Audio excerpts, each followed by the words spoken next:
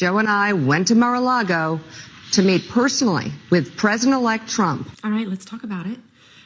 It is Tuesday. It's exactly 2 weeks post-election, aka the loss of my life. And I don't know about you guys. I don't know where you are or how you're feeling, but I still have no desire to watch the news. I'm still so disgusted. I don't want to watch anything. I read Heather Cox Richardson's letters every night, and that's literally about it. I just can't stomach anything else, you guys know right now. But I heard about this, and I saw a picture of them standing together, and I was like, fuck that. Like, I already wasn't consuming any news because I'm pissed, and that just like did me. I was like, oh, fuck to the no. Never. I will never watch that show again. Now, I understand that maybe Trump has some dirt on Mika and Joe. Maybe there were threats that came down to Mika and Joe. I don't care. I know that sounds super shitty, but I feel gaslit so bad. And even when Trump went to visit Biden, what the fuck was Biden so happy about? And where is Dark Brandon? I'm just really, really fucking frustrated. And I know everybody's like, we have to have a hope. We have to do this. Call your representatives. Do you think Ted Cruz is going to talk to me? Ted Cruz is like notoriously famous for not talking to his constituents, period. So that doesn't feel very useful for me. Yeah, I'm just super pissed. All the crazy cabinet member nominations, everything is moving so fast, and he's not even in office yet. So the fact that the Democrats are just being so quiet, man, I don't know. I'm just pissed. So I'm done with Joe and Mika, period. I also keep hearing people say, we have to resist. We have to fight back. I'm like, who we fighting? Because they have all the power. How are we going to fight that? And I'm really tired. I fought hardest for Kamala Harris than I've ever fought any election ever. And half of the country has a below a 6th grade reading level. I have no doubt that they didn't feel like they had to bend the knee and go down to Mar-a-Lago, but that's the same exact thing that both of them have called people out for, especially on January 6th, right after that happened. I've been listening to them trash people for years for doing the same thing that they just did. And you know why? Because everybody's afraid of Trump. Everybody is afraid of Trump. Our elected officials are afraid of Trump. So because of his power, and he's crazy. And connections. So if they're all afraid of him, and they're all willing to go down there and totally sell out and bend the knee to him, how are we supposed to have hope? How are we supposed to feel safe and secure? I don't trust anybody. And for Mika and Joe, no respect. Oh, and stop sending me emails and texts asking me for money. We gave you $1 billion and you didn't do shit with it. So stop asking me for money. Okay, so you don't know me, I don't know you, but I used to talk about Gaylor stuff all the time because it's just really fascinating. And honestly, I've learned more queer history from Taylor Swift than any place else ever. It's crazy. Anyway, but it just got so nasty and toxic because people were really hateful and rude, and they would say really mean stuff. And I have social anxiety, and when people are just mean and hateful, I'm very sensitive to that. So I just didn't want to hang around.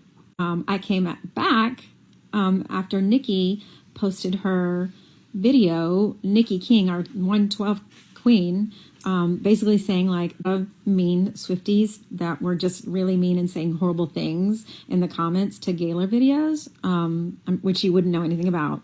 It gave me the courage to stop being afraid and to start talking about it because it's really fascinating and I love it and it's fun. So I've been making a few Gaylor videos, and then your comment popped up tonight, and I was like, you know, the old Ray would have gotten their feelings hurt and been really sad.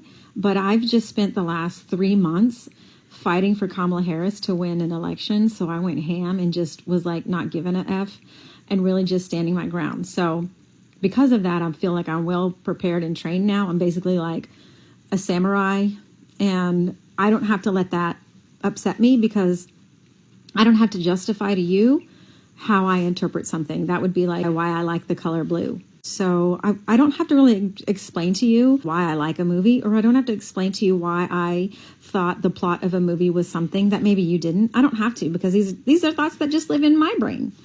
And you get to have thoughts that live in your brain.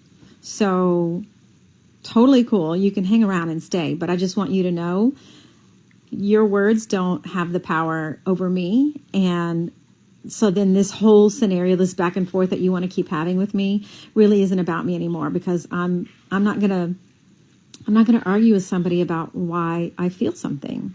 That's just silly. Anyway, so you can, if you want to keep fighting, I just want you to know, like, I'm not going to engage, because it's not even about me anymore. But I hope you have a really good day. Okay, well, I thought I would just make a video and reply to your comment and show off my samurai skills.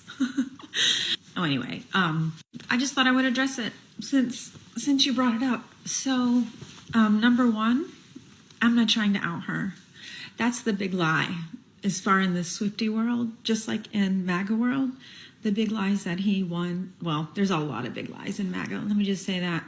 I'm not saying you're MAGA, but I'm saying this theory, this idea that Gaylors are trying to out her, that is a lie. So I'm just going to let you know that nowhere in the, I've started making Gaylor content. This is my third day, and we're already like saying really nasty things. Anyway, no one's trying to out her. We're talking about queer flagging and queer codes and art interpretation, which we are all free to interpret art of any medium. I didn't say anything about her. The problem is that if you think every time people talk about queerness or queer culture, if you immediately can only go to something sexual, then that's a problem. That's number one. Number two, we don't have family. I have children, but I never want my children to feel like I need them they're adults now. So they're living their own lives. So it's just Chera and I. That's a very lonely, scary feeling right now. So when Trump was elected, we got very scared. There's a lot going on with our lives medically as well. So that's why that GoFundMe was set up. And I didn't set up that GoFundMe. Actually, Incredible Swifties set it up for me. I also wanted to say, lastly, even if I had decided to set up the GoFundMe, I still wouldn't feel bad about it, because, again, I'm not trying to out her is what I'm saying. And also, I would do anything for my spouse in this whole goddamn world. So I just have zero shame about it, because that's my wife, and I will literally do anything for that person. So anyway, I hope you have a really good day. I hope that you're able to educate yourself and realize that we can talk about queer culture and queerness and queer flags and queer history in her themes, in her music, in her art. And that has nothing to do with talking, like outing her. So anyway, the more you know. Oh, and have a good day. Ooh, I cannot tell you how many times I've said this exact thing. She cannot be both a brilliant lyrical genius mastermind and also completely oblivious to all of the ways that we are able to connect the things based on the things that she has shared. We are not taught queer history in school and other really important things with marginalized communities in this country. And I came out late. I was 38. So not having been exposed to queer history, learning about it through Taylor Swift and her art has been incredibly beautiful and mind-blowing, honestly. So when queer people pick up on things and we start pulling at these invisible strings that are all connected, we get excited. That's a lot of what this is, really. It's a lot of queer people who are learning about queer culture and learning about queer history for the first time around Taylor Swift music, which we all love so much. So it's really beautiful, amazing, and awesome, and I love it. So I think that's part of it. It's just I have learned so much queer history from her by pulling all these invisible strings. So she cannot be both. And they're just,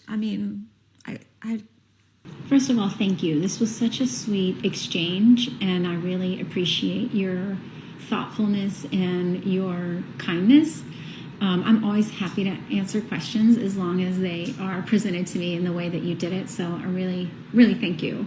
And also, for those of you that are wondering about like Gaylor's and Taylor's queerness, like we aren't asking her to come out because quite honestly, we think she already is based on the lyrical analysis of all of her work. So we don't need her to come out because in our eyes, she already has.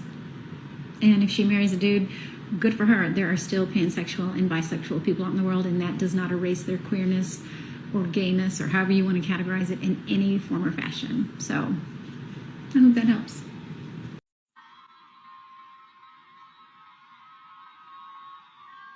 Okay, so that was the ASL sign for lesbian. And when I first saw her do that, I almost fell out. She used to do it at every show. I noticed it at the beginning of the Eras Tour. So that's how it happens. She'll do something super sapphic, and then we will be like, what is that about? Now, sure, you're going to be like, oh, it was just a coincidence. But you have to, like, layer that on top of the other flags that she's thrown down, like hairpin trigger, lavender haze. Like, you have to, like, there's a lot of them. I'm just throwing a few out there. But you have to, they stack on top of each other.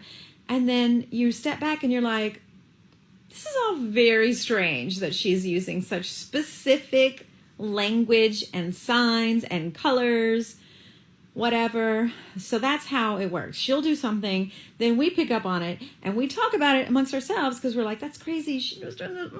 And then you guys come and yell at us and say really disgusting things because you think we're trying to out her. In reality, we're like, can you believe she did that ASL sign for lesbian? Or can you believe she's talking about hairpins? So that's really what we're doing. Mm-hmm. We're not outing her. We're just talking about the things that she is doing and she is saying and she is wearing. That's what I'm trying to explain. And then when she does something that's super queer, as we dive and burrow down into that, all these other things come to the top that we didn't even know about, in different history and signs and all this kind of stuff. And it's really cool. So really, we're just responding to all the gay shit she's doing. But we love it.